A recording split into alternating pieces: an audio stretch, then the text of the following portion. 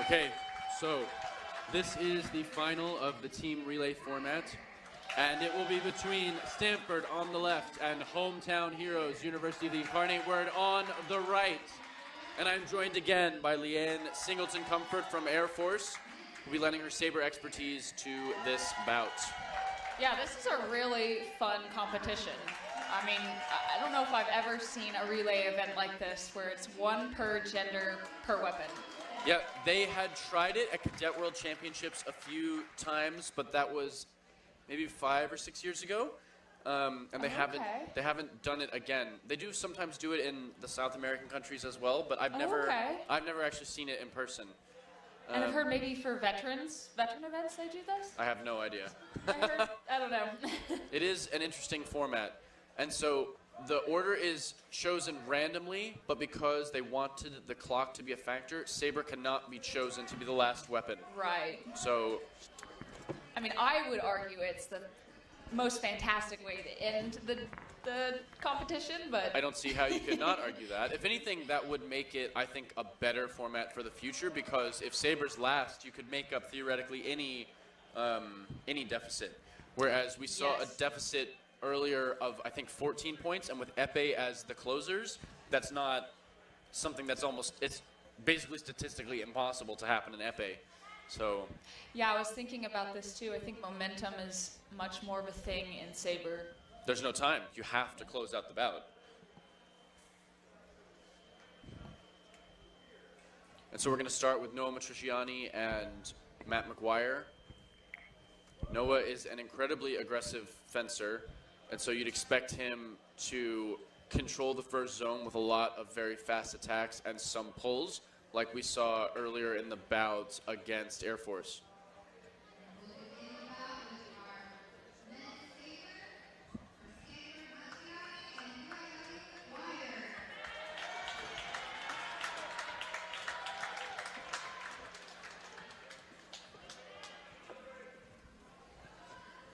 And so we'll see how this goes. Whoops. It is not on the right weapon. I think it's on foil right now. Yep. But we're self-sufficient, the fencers say, and change the change the weapon without the referee's help.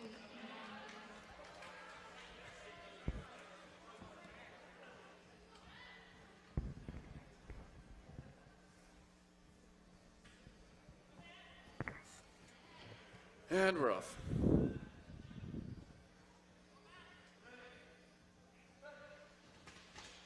Nice pull. And nice counterattack.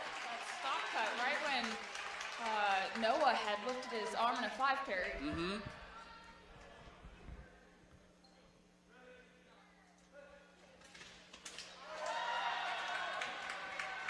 I think he just started a little before with the feet. Yeah, possibly. The trend these days when both people stop is to give the right of way to the person who starts first with their feet, regardless of what the hand is doing, and even if that foot start is like 1 or 2 frames earlier. That might have been a little bit more from the left, but there is still a window in saber when we allow simultaneous actions to happen, and that was still within that window. Big preparation by the left fencer, which the right fencer cuts into. Normally Noah uses his speed to set up pulls.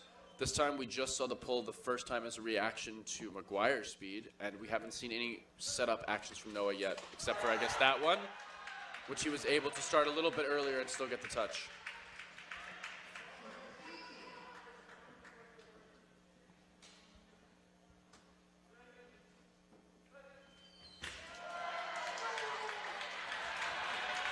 And that time left is a little bit faster with the feet. Right, correct me if I'm wrong, too. You're wrong. Often the referee looks at who's farther along in the box, who covers the more distance. When both fencers are the same height, like they are in this bout, I believe that to be the case. However, when you have someone who's much taller, it's easier for them to cover more distance, so that doesn't happen when there's a height differential. Although it is often a good indication of that in a bout where the two are the same height. McGuire's mask was off. I don't think anybody has noticed. Uh-oh. and I don't think anyone's going to notice. And I'm not going to scream it out, so preparation, yep. And the score is 5-3 for Stanford. A good competitive bout to start things.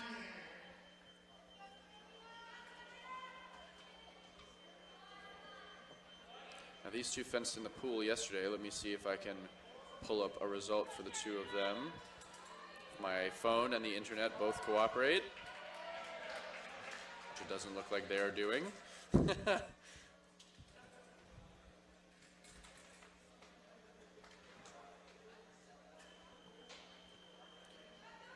So it looked like Joy, Yun, and Geyer fenced each other, and when they did, the score was 5-1 for Joy Yun. So that's got to give her some confidence going into this bout.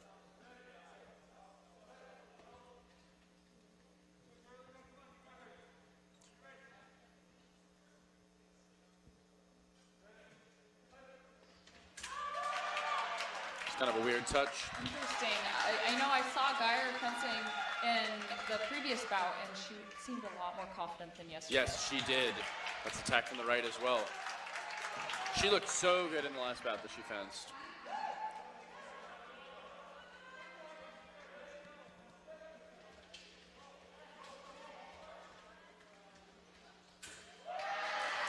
A little bit weak on defense there as far as like provocation goes. She just kind of went back and tried to do one final action at the end.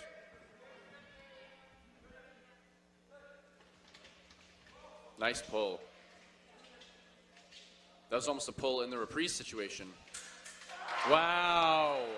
That was a very smooth attack. Really hard to chase someone like that, but she was doing it very well from a safe distance while Joy was off balance. And as soon as she got her balance back, she got a really nice parry repost to end that attack.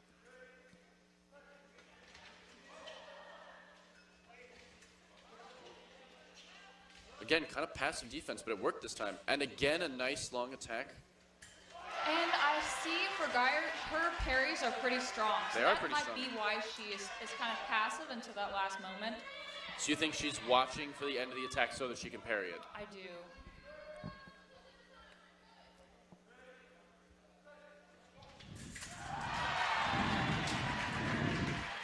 Started off well for Geyer, but now it's kind of swung the other way.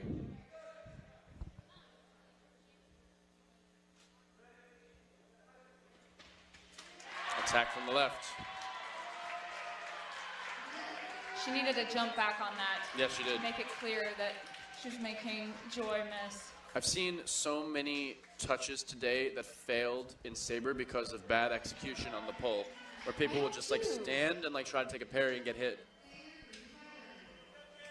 Yeah, footwork is really everything in sabre. It is.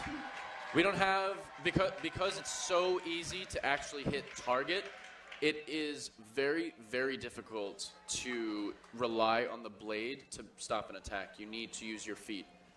And we also can't just like step into distance the way the foil fencers can, or rely on the timing to protect us the way that épée fencers can. Right. And now we see that foil is the next bout, and that will mean that épée is the closing bout here, and because of that, these bouts are going to be extremely important, especially for UIW, because they will need to make this either a clean win or they'll have to go into the épée segment, keeping it incredibly close, because if they don't, it's going to be very, very difficult for épée to make up the difference, being the slowest of the three weapons. Definitely, but I do think UIW's strongest weapon might be épée. That's true. They do have Julian Spear, who is very, very proactive and aggressive, and he also won this morning. He also beat... Did he fence Han this morning? Let me double check that.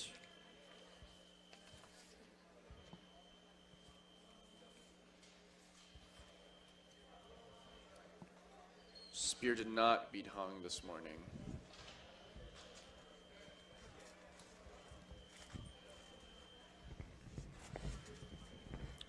So Thayer, weapon failed. As we were saying earlier, in the beginning of an encounter, they need to check the weapon to make sure it can sustain a certain amount of weight. I believe that weight is 750 milligrams. And if your weapon does fail, you get a yellow card, which is essentially a precursor to a touch against you if you commit another infraction or another weapon fails or something.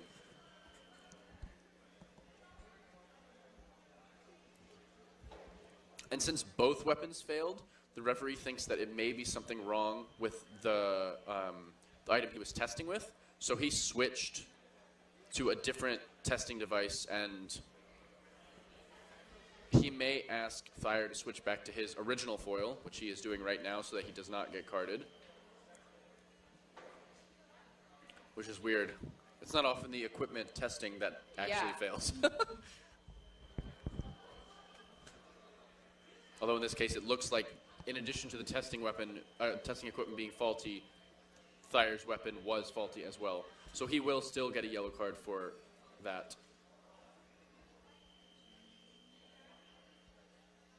This is a tense moment when you wait for the light to go off, because at that point you're like, all right, if this white light doesn't turn off, my opponent gets a touch. Now you're down 11-5. That could be a pretty big deal. You know, we don't have that problem in sabre. We do not.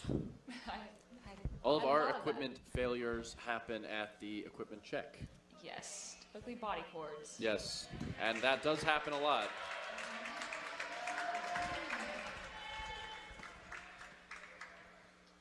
So Wright starts with a yellow card because he presented a non-conforming weapon at weapon check. Thayer is a very good person to make this kind of comeback because he is an incredibly aggressive fencer. Whenever he's on the strip, it's almost like you're watching sabre. It is. He doesn't mess around too much. He doesn't do too many preparations. He just wants to attack. Sometimes I think it's funny, you can look at a fencer and think, okay, you're foil, you're sabre, you're epee. Sometimes by height or by personality. And without a foil jacket on, I would guess he's epee. He's so tall.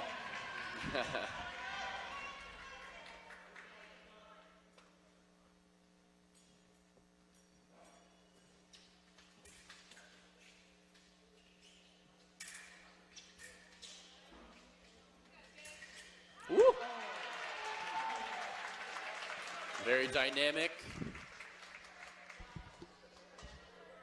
That was almost like a saber touch, fall short in the first zone, miss your long attack, and score an immediate riposte.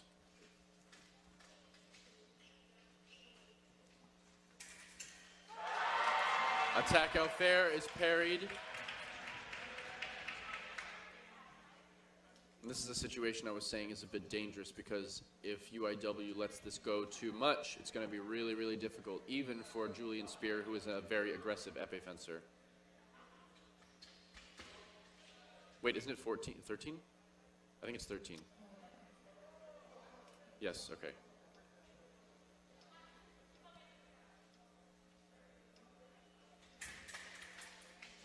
Wow.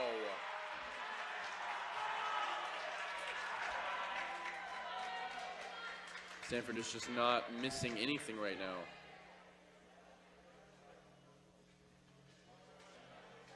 What is happening with this remote? It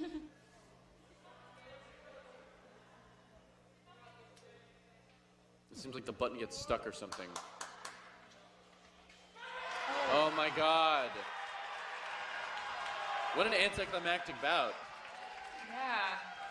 I was thinking that if anyone could make something happen, it would be Jake because of how aggressive he is, but right, he just missed everything. The same thing. Yeah. He missed everything, and his opponent did not miss anything.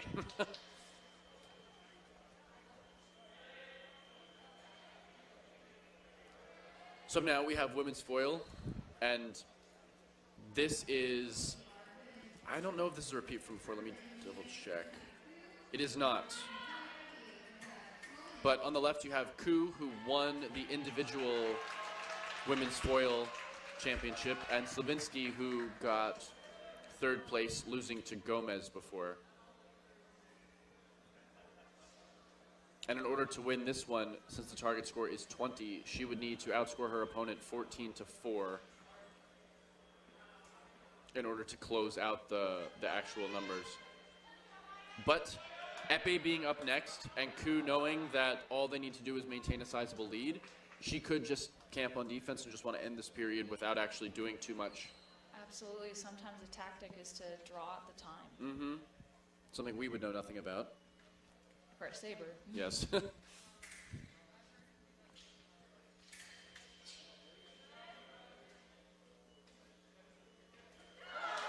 Attack in preparation.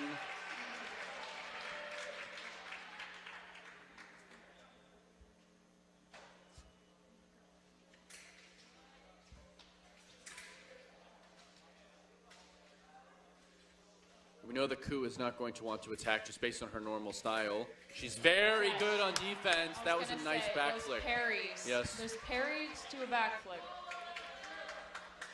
The women don't flick too much, and so if you are a female saber foil fencer who has a strong flick as a weapon, it opens up angles that are not normally available, and a lot of the time, women don't have the same experience as men dealing with those flicks.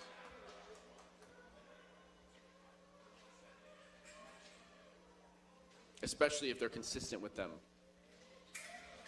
Great footwork going backwards, but a really nice remise after that parry. She's far more aggressive in this bout than she was in the final bout. Yeah. Of the one against UCSD. Oh, she has to be. She knows that she's going to need to be the one to make up most of this difference. And you can see the coach probably telling her, stop attacking, don't do that anymore. Yeah. Let her come to you at this point. It's like they're both trying to draw each other in. Mm-hmm. And based on the way Haley was fencing before, you'd expect her to just want to finish short attacks anyway so she can get those parries. And so it looks like she'll just be wasting time and creeping forward, and then when she feels threatened, she'll just give up her attack and let Slowinski attack her again. Or she can do the thing that I don't think is very wise, and to push and actually try to score on your attack. Because if you push too much, you give the opponent the opportunity to score, and again, you just want to run out the clock here. Or make her come to you. Like that. Nice. Another parry repost to back flick. With back flick. Yeah, she's so good at that action. And on a righty, that's kind of a difficult angle to hit, too.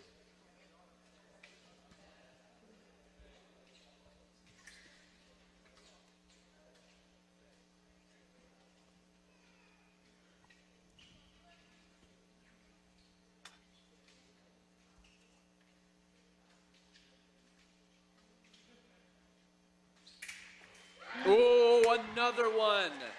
She should really go back to that second intention. Don't push on the attack and fall short to get the parry. Mm-hmm. Almost like aggressive go. defense. Wow. Okay, so that was a little too aggressive. But the right action. Yes, the right idea. Korokor stops the action immediately, so when they ran into each other like that, no touches can be scored afterwards.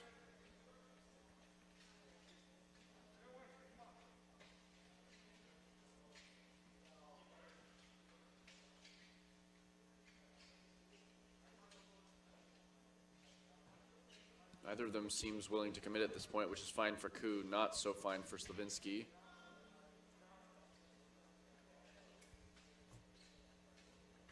Oh. Nice touch. That's that short, non-committed attack I was talking about. You can't really punish it very well if it misses, and if it hits, I mean, that's it. So now we're going to have Epee, Han versus Spear. But a close bout between the two of them. Yes, it was a close bout between the two of them. I just said Han, but I'm wrong. Han is on Air Force. I apologize for that.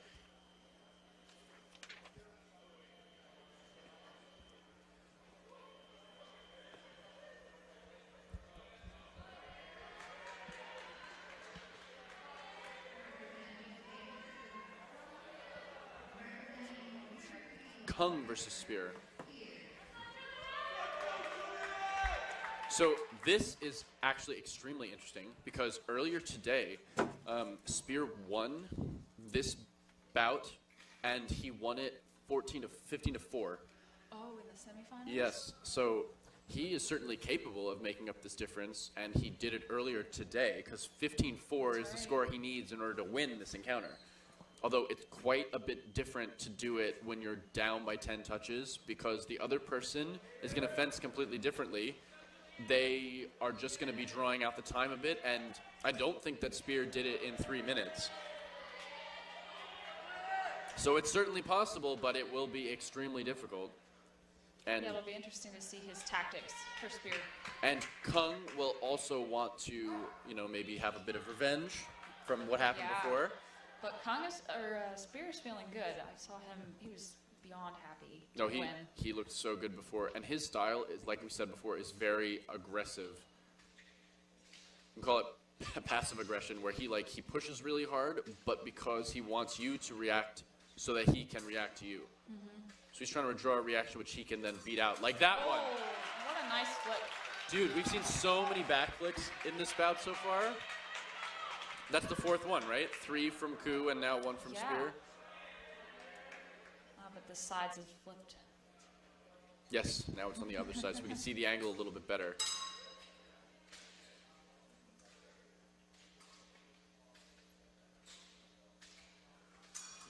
Ooh. Double touch will do it for Han.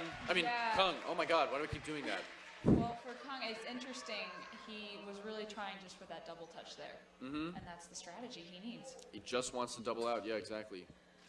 Don't need to be greedy. Don't need to go for singles. Don't need to make anything happen. He actually reminds me a lot of Park, the 2016 Olympic champion from South Korea. The way he stands, the way he's like making his fakes, his preparations in 8 and 6. That could be something he does consciously, or it could be something that he worked on with his coach. I don't know. Oh. That was a nice touch. Very good at picking off the wrist or back flicks. Yeah, tiny little movements. Little flick, pick, counterattack to the wrist there.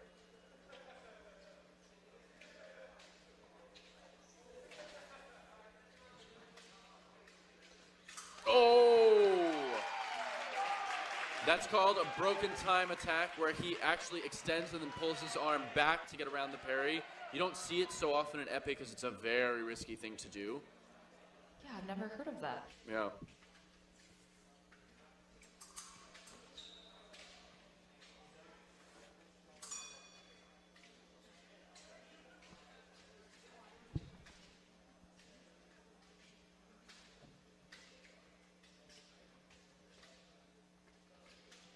Spear's throwing out a lot of kind of low percentage, but relatively safe actions. He took like 2 risks on that one, making 1 attack deep to the wrist and 1 deep to the foot, missed them both, and was not able to stop that reaction he caused from Kung right there.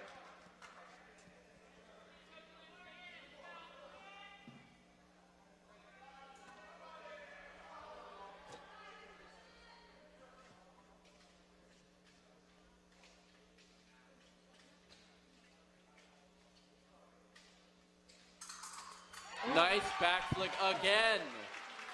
This looked like a 2 parry riposte from a saber's perspective. Yeah.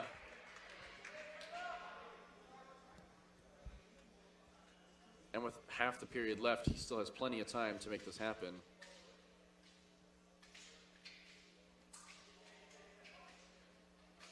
And you know he's feeling himself today because he won earlier. That is unfortunately not what he needs right now. No.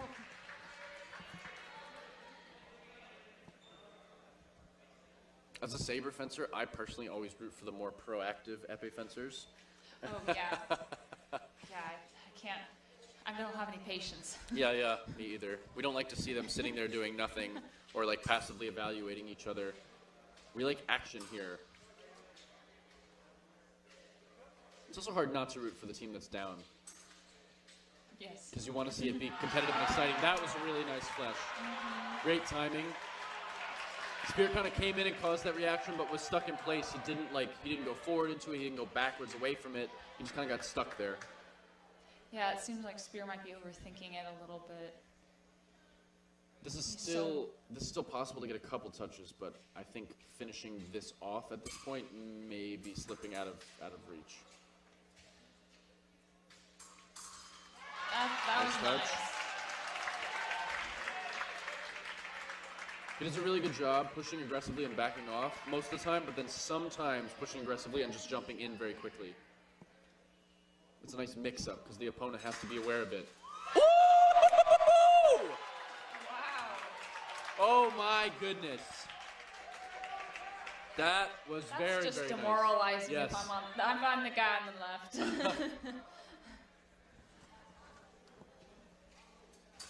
Nice touch. Just bringing it back. So normally it's wiser to just let the period go and not risk giving the other person another touch, but they know that they really have to make up the time, the touches right now. And so he's going to continue pushing until the very last second, I would expect. Ooh! Close. Almost had that backflip Yes, again. he did. A little more of an angle from the hand, and I think he could have had that. But regardless, he made up a lot of ground. The score of that encounter was 9-5, I believe. And now we're coming into the last bout with Rueda, and I don't know who it is from Stanford. Lee? Yeah, Lee, okay. So these two both lost in the semifinals of the individual. I know that Rueda is capable of pushing pretty hard, but this is a big hill to climb. 6-touch deficit in épée is almost curtains, especially when the other person only has 5 touches to get.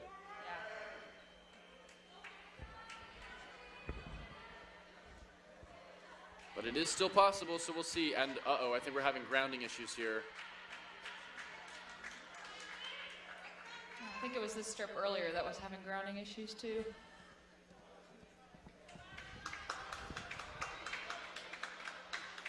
I think they're going to test both weapons and then figure out how to fix the grounding problems.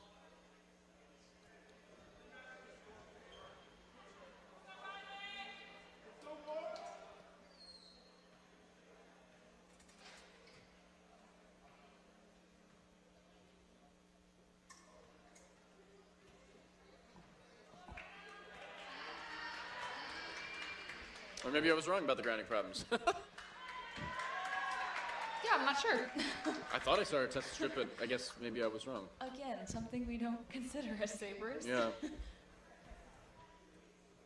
makes no difference to us at all.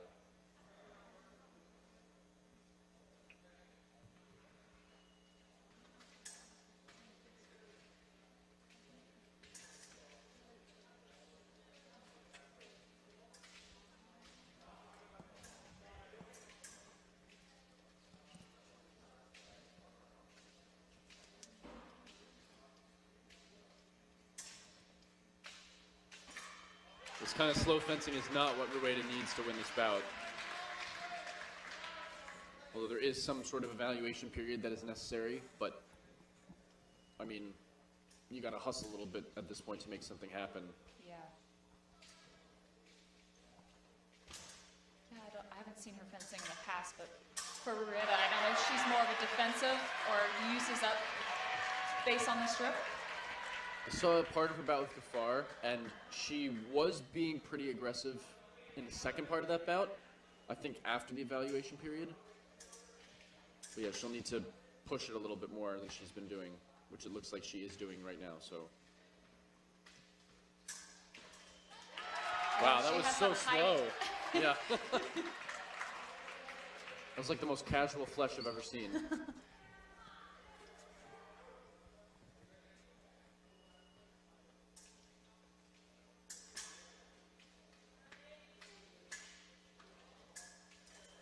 Again.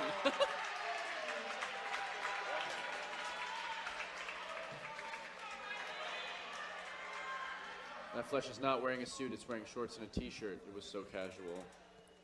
Ha ha ha.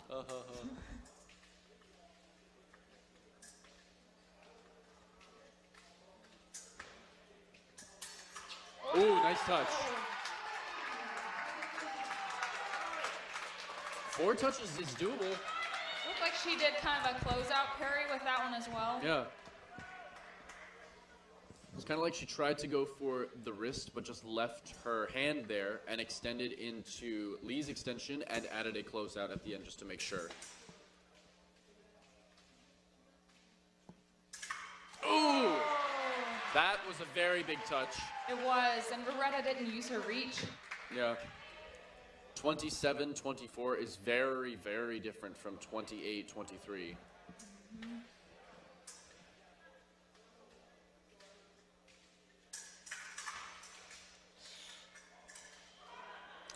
She missed her first riposte. The second one does not count, and the score is 28-23, which everyone is aware of, yes. In épée on this type of machine, if you get a light on and time is running, it will automatically count the touch. So that's something that the referee will, and the fencers obviously have to be aware of to make sure that the score is correct if something like that does happen. Oh, toe touch. Yeah, an accidental toe touch that was aimed for the upper body, but she 8-parried that into herself.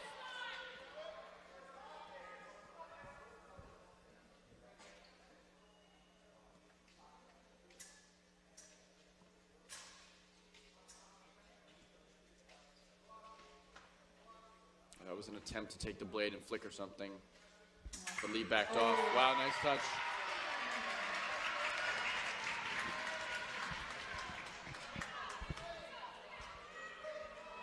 Yeah, at 23-27, this looked very doable. At 29-24, it looks incredibly different, doesn't it? Ooh! I think that was no touch. Yep.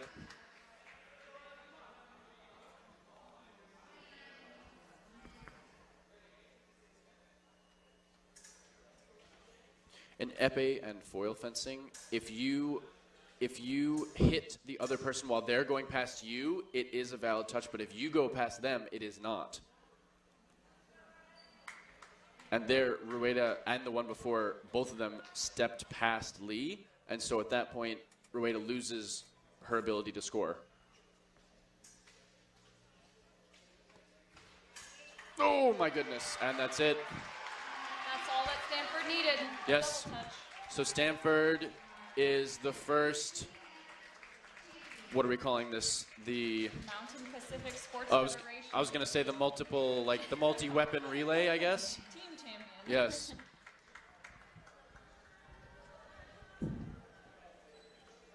Well, congrats to Stanford on being the first team champion of the Mountain Pacific Sports Federation League Championships ever. And a close bout still with 30-25. Yeah, and it was close. Would have been closer if it wasn't épée, but yeah, that was a fantastic bout. Lianne, thank you for joining me today and earlier this weekend. Thank you for having me. Yeah, it was a lot of fun.